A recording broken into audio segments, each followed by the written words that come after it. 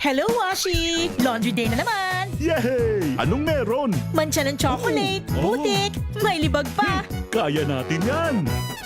With Pride Washing Machine Detergent, may triple stain-away formula. Tanggal ang makapit, madikit, at malupit na dumit mancha. Kaya easy-easy ang labada. Mula noon hanggang ngayon! All you need is pride. All you need is pride. ACS. Wow, ang saya. Isang barangay na labada, puro mancha pa. Goodbye, pahinga. Mommy, isang laba lang yan sa Pride Bar Blue.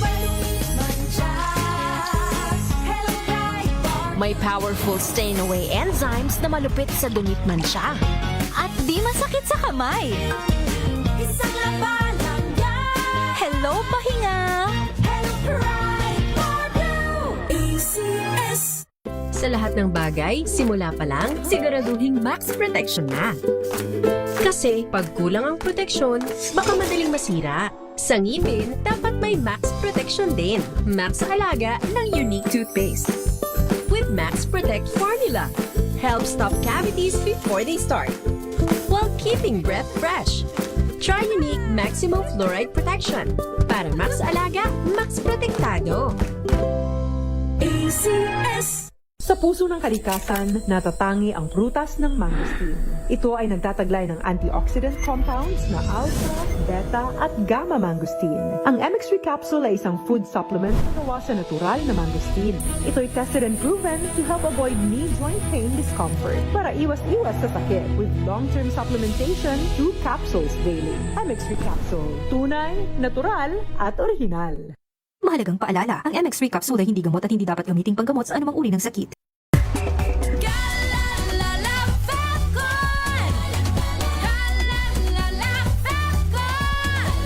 Ang bango ng sampayan, tara na magsayawan. Calafabcon, amoy nakaka-joyful! Kia ora, I'm Stephanie Adanza, 48 years old, and I'm working as a Member of Parliament Support Advisor here in Wellington, New Zealand. I'm very happy that a friend recommended MX3 to me when I opened the box of MX3 and it said, the best decision of your life. Wala nang doubt, I get to be part of a product that has a role in the good news, the Great Commission.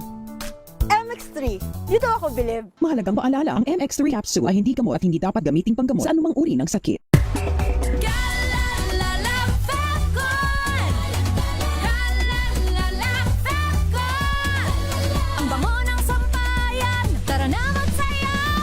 Calafabcon, amoy nakaka-joyful!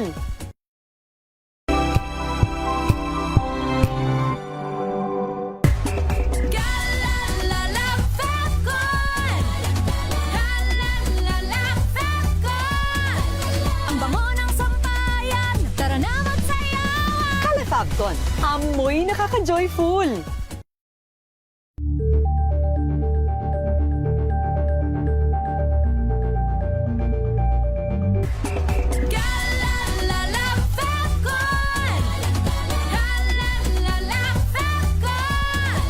Ang bango ng sampayan, tara na magsayawan. Calafabcon, amoy nakaka-joyful!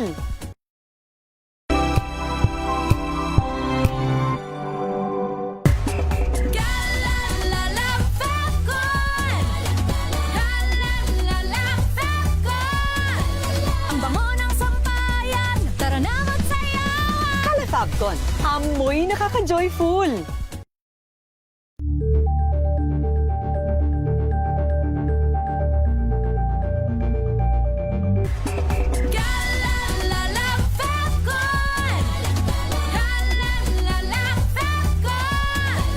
Ang bango ng sampayan, tara na magsayawan. Calafabcon, amoy nakaka-joyful!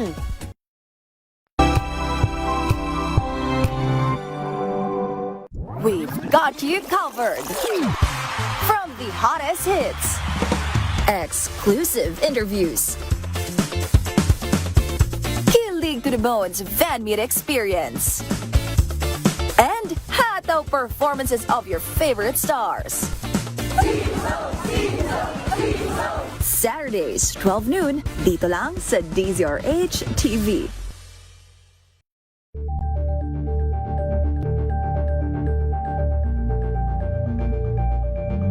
Curious ka ba sa maraming bagay? Kami na ang bahala dyan. Aalamin, tutuklasin at bibigyang linaw namin ang mga katanungang bumabagabag sa inyong isipan. Sa programa kung saan ang bawat sagot ay galing lamang sa mga eksperto. Ang Expert's Opinion, tuwing linggo alas 3 ng hapon, dito lang sa DZRH TV. Angel po si Angelo Palmono sa giiwan sa inyo ng isang magandang umaga. Maraming salamat. Life goes on! Nine, good morning, Lakay. Good morning, Sister Ann. At good morning. Magandang mainit na umaga. Angel po si Angelo Palmono sa giiwan sa inyo ng isang magandang umaga. Maraming salamat. Pilipinas, una sa Pilipino. Nagsimula sa pangarap hanggang sa maabot ang tagumpay. Iba't ibang kwento, iba't ibang mukha ng atletang Pilipino. Mas pinatindi, mas pinalakas, at mas pinaaksyon sa Match Point tuwing Sabado, 12:30 ng tanghali sa DZRH TV.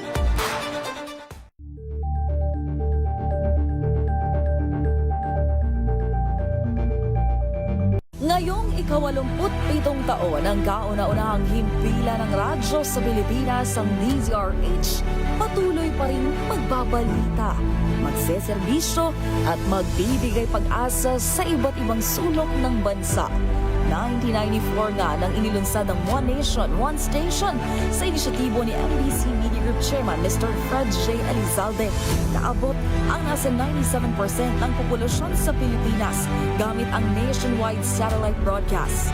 Patunay ang 20 relay stations mula Luzon, Visayas at Mindanao sa patuloy na dedikasyon ng DZRH sa loob ng maraming dekada.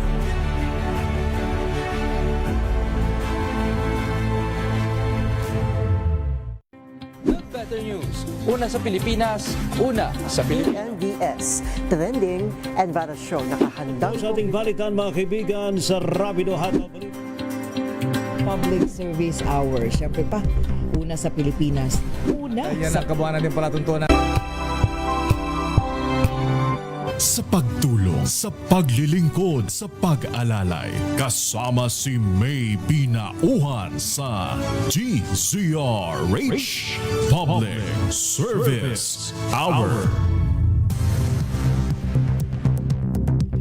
Pilipinas, oras po natin. 31 minuto makalipas ang alas 3 ng hapon. At ngayon mga kaibigan, punta muna tayo sa DOST Pag-asa. Alamin natin sapagkat bagya daw humina itong bagyong Luis, pero yung kanya pong pagkilos pahilaga na ng Philippine Sea. No? So sa silangan po yan ng Isabela. Meron ba tayong umiiral na tropical cyclone warning wind warning? Meron? Alamin natin. Ayan, nasa linya na natin Sir Dan Villamil. Sir Dan, magandang hapon. Magandang hapon, Miss May, at sa ating mga takasubaybay sa DZRH. Huling namatan yung sentro ni Bagyong Luis kaninang alauna ng hapon dito sa coastal waters ng Palanan sa may Isabela. May taglay itong lakas ng hangin na malapit sa gitna na umaabot ng 45 km per hour at pagbugso na umaabot ng 60 km per hour. Sa salukuyan, gumagalaw ito north-northwestward sa bilis na 15 kilometers per hour. And as of 2 p.m. may nakataas pa rin tayong tropical cyclone wind signal number 1 sa central and eastern portions ng Cagayan, Isabela, Quirino, eastern and southern portions ng Apayao, eastern portion ng Kalinga, eastern portion ng Mountain Province, eastern portion ng Ifugao, at northern portion ng Aurora. Kaya sa mga lugar na ito, makakaranas pa rin po tayo ng mga pagbugso ng hangin na dulot ng Bagyong Luis.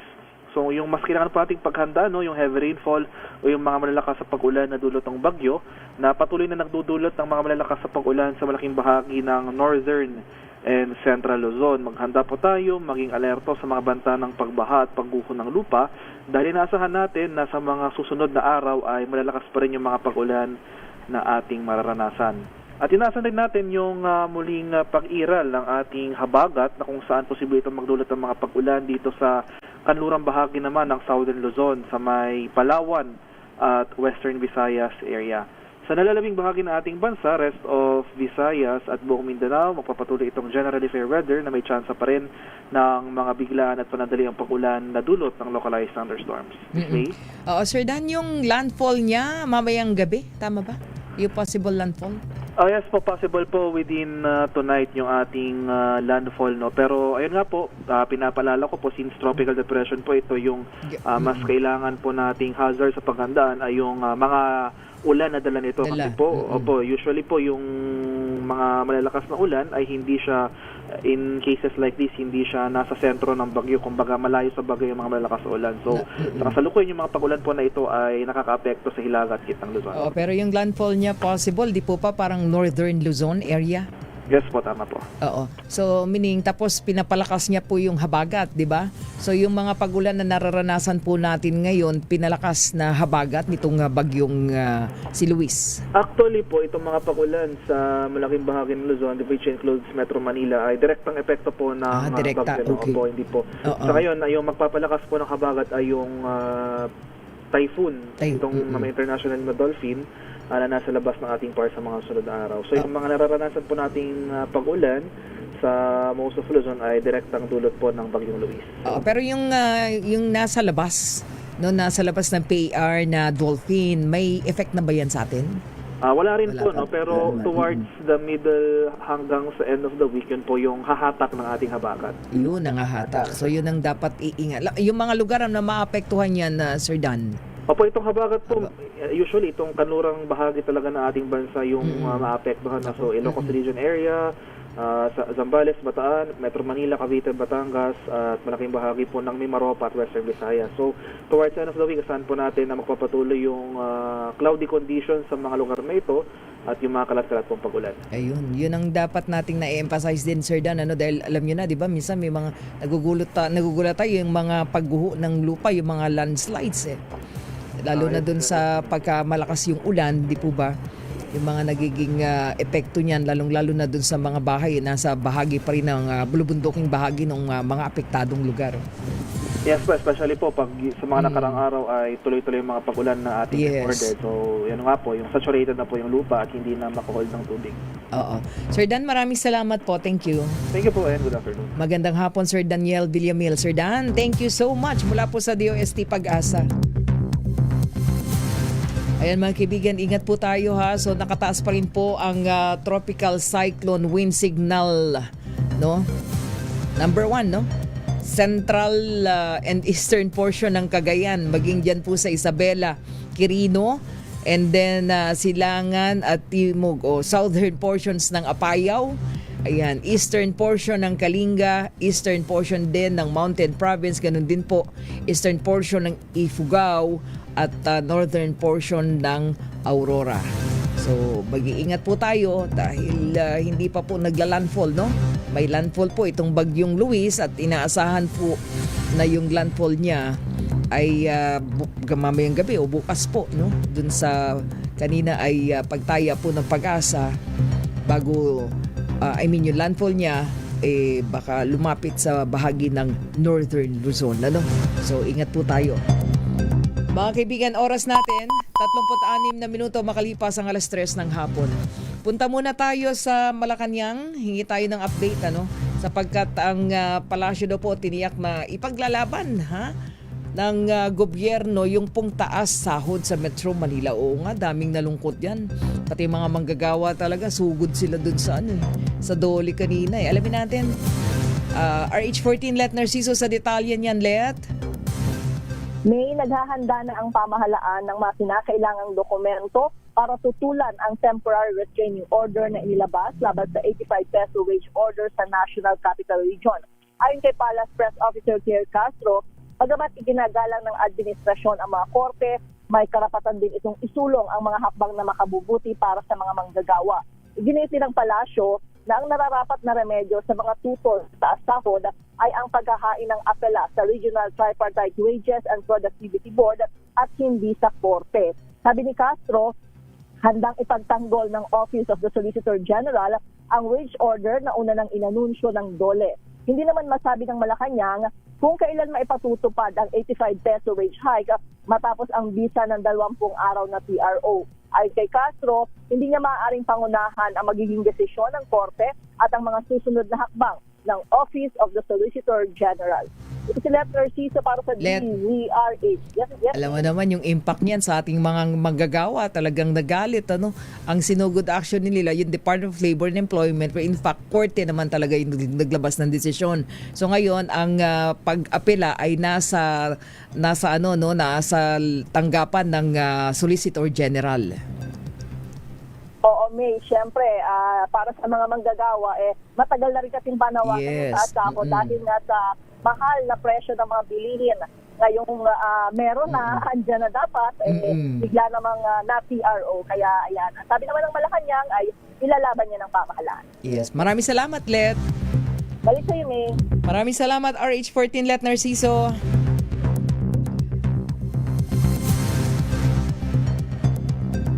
Mga kaibigan, tuloy-tuloy po tayo at punta muna tayo sa bahagi po ng, okay, standby lang ha, pupuntahan natin ang Central Mindanao. Aba, bumaha pala din sa Maguindanao del Sur.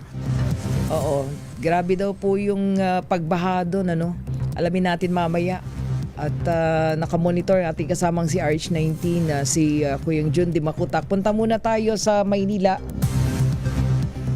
Meron daw pong mahigit 30 kinasuhan na po sa pagsisimula ng no warning policy sa Tondo. Gusto ko marinig yung no warning policy na yan. Alamin natin, sapagkat nung kamakailan nandun tayo sa wake ng namayapang ka Hernando Dindo Babak, yung ating naging aktibong miyembro ng Operation Tulong for more than 2 decades.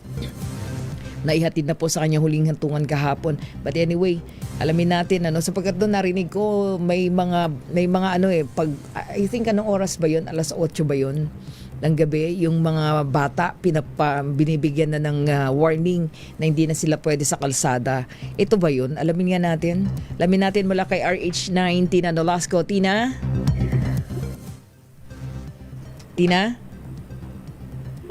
Tina, go ahead. Nawala yata si Tina. Naputol si Tina Nolasco. Anyway, babalikan natin si Tina.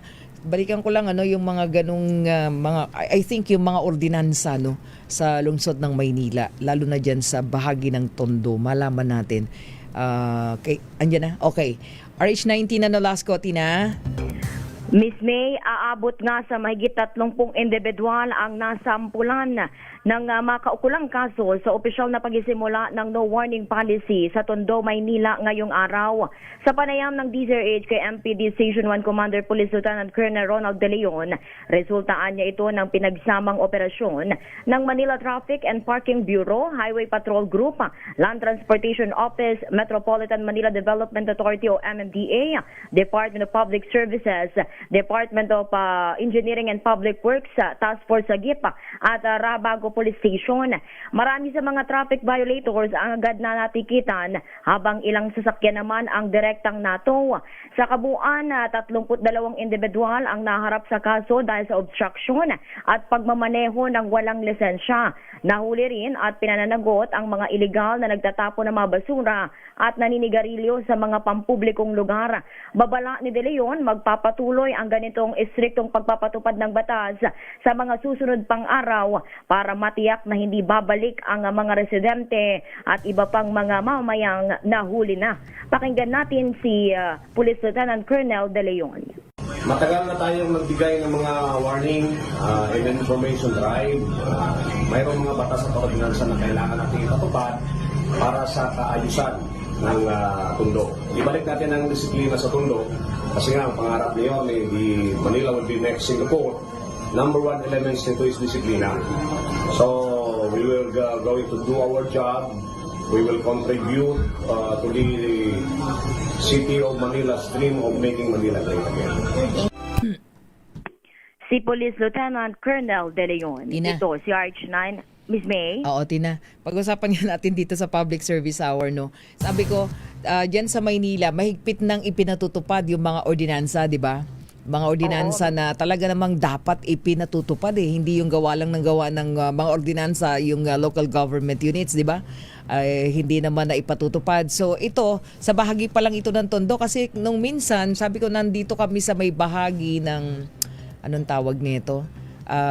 I think Sobel Rojas is Manila, di ba? Isabel Rojas. Oo. Yung, I think mga past 8 o magna 9 o'clock, meron ng warning meron ng announcement sa barangay na yung mga bata dapat nasa loob na ng bahay. Tama ba? May mga ganun na silang implementasyon o pagpapatupad ngayon sa Maynila. Actually, Miss May, matagal na yung patakaran na yan, yung curfew hours, lalo na sa mga menor de edad. Oo, yung curfew. Bawal na. Oo, ang problema lamang, yung istriktong implementasyon ng mga ordinansa o pulisiyang gaya niyan. At tulad nga nitong no warning policy, sabi ni Colonel De Leon, 3 buwan silang nagpaalala, nag-abiso dito sa mga residente ng Tondo tungkol dyan sa pulisiya na yan, na matagal naman na daw na dapat na ipinatutupad. At hindi nga lang talaga natututukan ng mga law enforcement agencies at maging yung mga residente ay nakasanayan na yung mga ganitong kumbagay nakasanayan na nila yung pagpapark kung saan-saan, pagtatapon ng basura. Isa yan. Oo. Kaya nga sabi ko nga, kung halimbawa ipatutupad lang ng bawat barangay, 'di ba?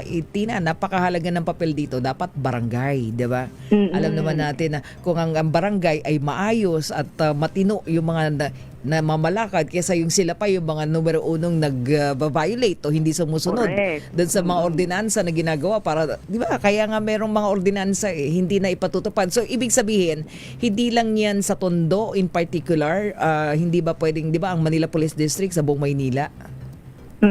Aalamin natin yan, Miss May, kung ito ay ipatutupad din sa iba pang mga bahagi ng Maynila. Pero sa ngayon, ito pa lamang yung nag-anunsyo, ito particular, itong nasasakupan ng Manila Police District Station 1. Sa ilalim nga yan ang pamumuno nito ni Police Lieutenant Colonel De Leon. At nabanggit mo, Miss May, itong barangay. Sa katunayan, noong nakaraang linggo, binigyan pa ng grace period. 2 araw, August 1 at 2, yung mga barangay at tinulong din yung mga barangay sa pamamagitan ng barangay ugnayan para maabisuhan ang kanilang mga nasasakupan. Ayon nga kay Colonel De Leon, kailangan ng pagtutulungan dito, hindi lamang ng mga law enforcement authorities, maging ng mga kapitan. Oo, barangay mismo, talaga. Oo. Dahil sila mismo yung nakakakita ng araw-araw sa kanilang mga nasasakupan. Oo, kaya nga napakahalaga talaga ng, kasi dati noon, di ba, na-emphasize yung koordinasyon, yung tulungan ng barangay at ng pulis. 'Di ba? Napakahalaga lalo na ngayon ang 'di ba dati nga si Yorme ng mga ilang araw pa lang siyang nanunungkulan. Nakita mo dun sa pagpapatupad nung curfew sa mga kabataan. 'Di ba talagang siya nasa kalsada, talagang dumadaan siya, namo-monitor niya yung mga barangay na lumalabag dun sa curfew hours ng mga kabataan, 'di ba? Talagang hinuhuli 'di ba? Oo, naalala ko 'yun, Miss May, kasi maging dito, sa Ugbo, sa Fusion Alley, sa mga computer shop noon, kung maalala nga natin yung binabanggit mo, tinutungo yan ni Yorme dahil bawal talaga ang menor de edad kahit nasa computer shop pa yan, kahit nasa kainan pa yan, na nasa labas, bawal yan basta lagpas na sa curfew hours. Dapat lang maipatupad talaga. Dapat yung mga barangay, sila yung mga numero 1 talagang di ba? Nagbabantay sa kanilang mga barangay at nagpapatupad ng mga batas na umiiral naman na panahon pa ng kopong ko. Oo, ang problema lang minsan may konsentidor pa rin itong si Kapitan, si Kagawad. Marami. Nandiyan na yung manghuhuli. Magligpit na kayo ng trapal. Magligpit na kayo ng mga halaman na nakahambalang. Yan ang babantayan daw. At sabi nga, aaraw-arawin na dahil may mga nagsumbong din. Kaninang umaga itong operasyon, Miss May, pero binalikan ng MPD at ng iba pang kaukulang ahensya ng gobyerno dahil may mga nagsumbong ulit na bumalik na naman sa kanilang paradahan sa pampublikong kalsada itong mga ilang sasakyan, partikular sa ilang mga lansangan o street dito sa Tondo, Maynila. Kaya nga ngayon pala sinasabi natin, marami kayang barangay, di lang dyan sa Maynila. Nakikita mo yung labas ng barangay hall, ginagawang party hall. Nasa labas sa mga nag-iinuman, nagbe-birthday, tapos double parking, wala ka nang madaan sa kalsada, di ba? Maraming ganyan. isa pa nga dyan, Miss May, sa pag-iikot nga nitong ating mga otoridad, yung mga covered court, basketball court dito sa Tondo ay ginagawa ring parkingan. Makikita natin yan dito sa ilang mga video nga rin na ina-upload sa social media ni Colonel De Leon na mismo hindi na makapag-basketball court ang mga residente dito, particular yung mga kabataan, hindi na magamit yung basketball court dahil ginawang parkingan nitong mga sasakyan ng mga residente rin dito sa Tondo, Maynila. Oo, tama ka dyan. Tsaka yung mga isinasaradong kalsada, tapos walang mga signages doon sa unahan. Kaya yung mga motorista mapupunta doon, sarado pala yung kalsada. Yung pala naman, may event lang. Dapat hindi ganun. Oo, dapat pinasara dahil sa birthday party. Sabi natin mga pulis na yung mga barangay chairman, dapat sila yung mga tutukan, di ba? Dapat mayat maya pinapatawag yung mga yan eh. Para nang sa ganun. Tapos maglagay ka ng ng scoring board. Sino ang very good na chairman? Tsaka sino yung mga nangunguna sa paglabag, di ba? Yun. Oo. Sabihin nga natin kay Yorme Isko yan. Hindi naman siguro anti-human rights yan, no? Magandang rekomendasyon yan, Miss May, kasi para rin yan sa kaayusan. Correct. Nabanggit kanina dun sa ating panayam kay Colonel De Leon, gusto daw kasi ni Yorme maging Singapore ang Maynila. Wow. Kaya ito, isa to sa hakbang. Hindi tayo magiging Singapore kung hindi walang disiplina ang mga Manilenyo. Ay dapat lang ibalik unahin ang Maynila para sundan ng marami. Tama. Maging ehemplo ulit ang sa bagay Manila. Ano bang capital ng ng Pilipinas? 'Di ba? Manila. Manila. Naalala ko tuloy ang Kuyang Boyji eh. Oo. Namiss ko ang Kuyang Boyji. Talaga talagang batang Maynila at sikat na sikat dito. Talagang sa yan, si Manila Boy. Maraming salamat, Manila Girl. Maraming salamat, Miss May. Ito ang inyong Manila Girl. Tina Nolasco para sa DZRH. Una sa Pilipinas, una sa Pilipino.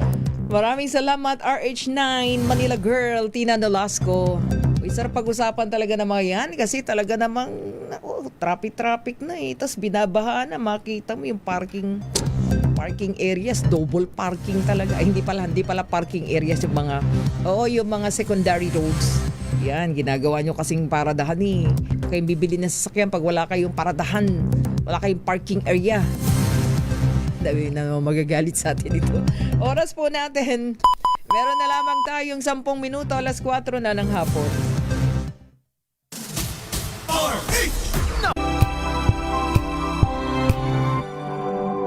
If I get impeached, then that is my end.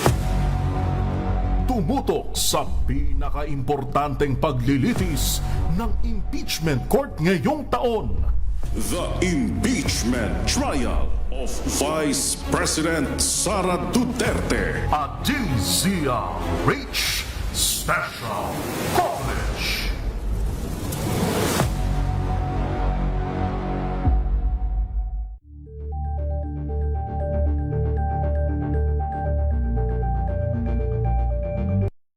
Na ang gandingan para sa kalikasan.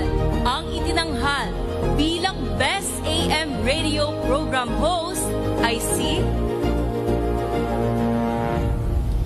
Cesar Chavez para sa special on Saturday ng DZRH.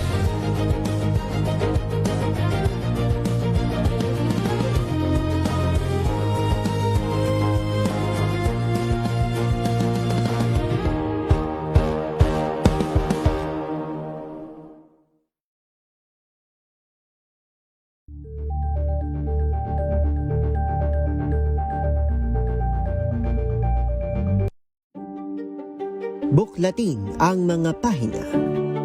Pakinggan ang boses ng lipunan. Tunghayan ang mga issue mula sa ibang katayuan. Nakakalungkot kasi deserve ba namin ng ganito? Na hindi nila alam kung ano talaga yung kanilang mga karapatan. Yung gobyerno, tinulungan nila yung kanilang magsasaka. Pinapatahimik tayong lahat using various laws. Through education, kayang-kaya nating baguhin yung ganitong klaseng pag-iisip. Isang kwento, iba't ibang anggulo. Dito, sa Point of View.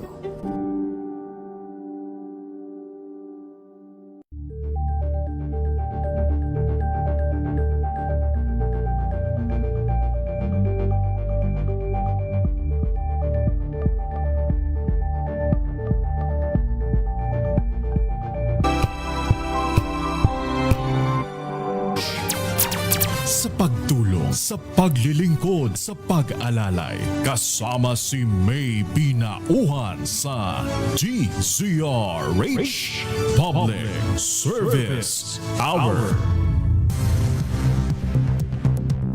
Pilipinas, oras natin. Meron na lamang tayong 7 minuto, alas 4 na ng hapon.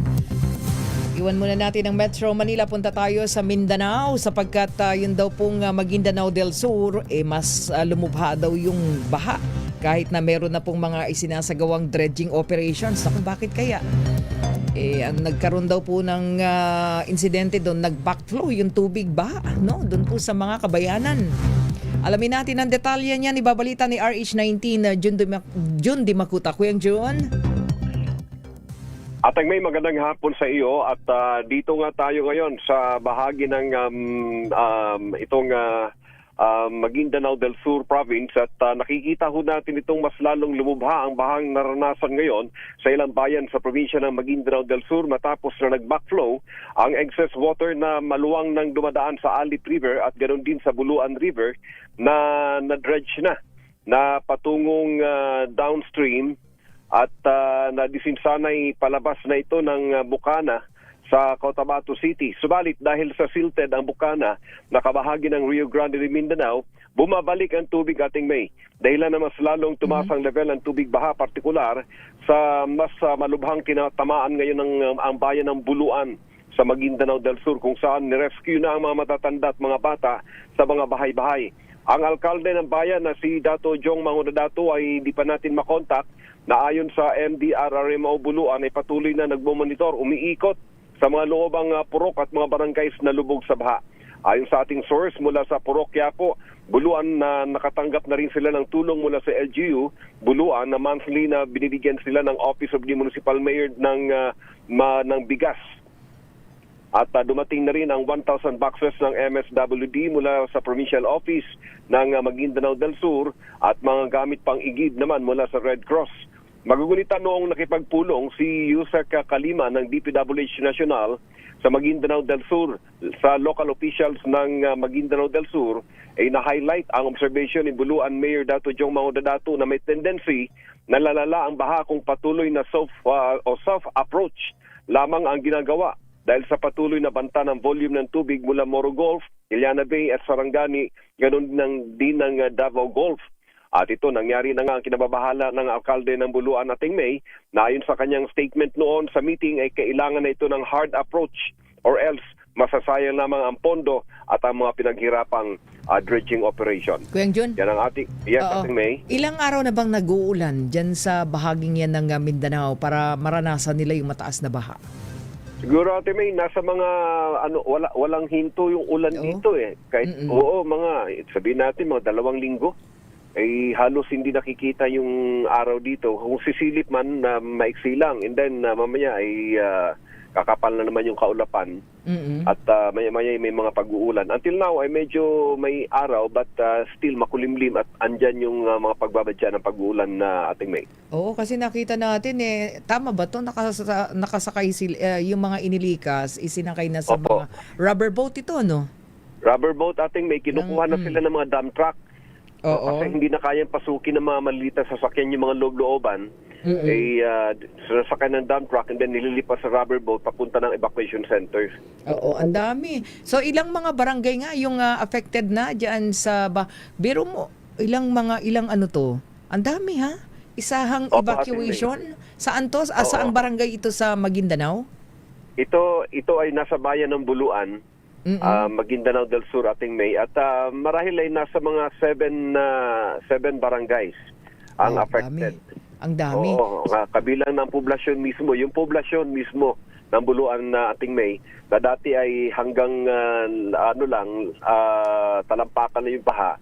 Ngayon ay talagang napakalaki. Kaya lang ang nakaka-worry lang doon, ano nangyari doon sa dredging operations? Ba't mas matindi yun naranasan at mas malawak yata yung baha ngayon? Yan na nga ating May yung naging statement ni Mayor Jong Mangudadato noon sa meeting na hindi nga siya kampante dito sa dredging operation kung soft approach lang. Ang gumagalaw ay dito lamang sa bahagi ng Maguindanao del Sur How about dun sa downstream, Cotabato City, lalo yung Bukana, na supposedly lalabasan yun ng tubig na nanggagaling lahat-lahat dito sa upstream, no? Sa Maguindanao del Sur, yung mga tubig na nanggaling ng Bukidnon, North Cotabato, Sultan Kudarat, ang lalabasan ay yung Bukana. Kaso silted. Walang gumagawa at hindi ito until na, no? Wala tayong nakikitang may concerned agency na nangangalaga rito para matanggal yung mga buhangin. Oo. Okay, maraming salamat kayong June. Thank you. Yes, Ate May, at yun nating patuloy ng mga updates mula sa Central Mindanao RH19, June de Makutak, DZRH, una sa Pilipinas, una sa Pilipino. Maraming salamat RH19, Kuyang June de Makutak mula po dyan sa bahaging yan na Mindanao, sa Maguindanao del Sur. Grabe yung naranasan nilang baha dyan. May mga messages lang tayo kanina, pinag-usapan natin ni Tina Nolasco yung tungkol dyan sa yung pagsunod, lalong-lalo na ng mga barangay sa mga ordinansa. Ayan, sabi ni Carlos, pabalik-balik lang yan na ang barangay walang pangil, pati ang kapulisan. Kung seryoso sila, dapat may record management para madala yung mga pasaway. Kaso pulos maximum tolerance. Ayan. Tapos, sabi ni Magdalena Martin, tama po si Yorme, minsan may tindahan na pati yung kalye nilagyan. Totoo naman to. Na mga paninda, totoo talaga to. Sobrang makitid na yung daan. Ayan, kinuha pa yung bangketa. Yan, dito sa barangay namin, sabi niya, same no, si Magdalena, kahit may mga bata pa, walang pakialam yung mga kagawad o yung barangay chairman. Ilan lang yan sa mga reaksyon. Magandang hapon ka Ernie Cadilino, ang ating Operation Tulong Batangas, and of course Rizalino Tahada, Eduardo Narvaez. Ayan, magandang hapon po. Thank you. At nagpapasalamat lang again, bago tayo matapos, ang pamilya ni Ka Hernando Dindo Babak, na ihimlay na po siya, naihatid na sa huling hantungan kahapon. At sa lahat po ng Team Operation Tulong, sa inyo pong pag-alalay sa pamilya, nagpapasalamat po sila, yung kanyang buong pamilya. Ang asawa po ay si Ka Virginia Babak at yung mga anak si Heidi at si Helen Babak. Ayan, maraming salamat daw po sa naging pag-agapay ninyo sa oras ng pangangailangan po ng pamilya. So maayos na pong naihatid sa huling hantungan si Ka Hernando Dindo Babak mula po sa Operation Tulong Masigla, at lalo ang Team Masigla. And of course, DZRH Riders, thank you sa pag-agapay, sina Dong de los Santos at yung ating mga riders. Susunod na po mga kaibigan, Mayor Lacaydeo Macalm at Misteria Pecho Corpus sa programang DZRH Break Time. Pansamantala, ako naman may binauhan para sa DZRH, una sa Pilipinas, una sa Pilipino. Maraming salamat, Aiza, Gabriel, and of course si Jeric at RH Team. This time check is brought to you by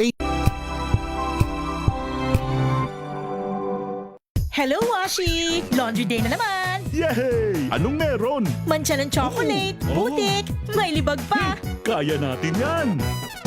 With Pride Washing Machine Detergent, may triple stain-away formula. Tanggal ang makapit, madikit, at malupit na dumit mancha. Kaya easy-easy ang labada. Mula noon hanggang ngayon! All you need is pride! All you need is pride! ACS.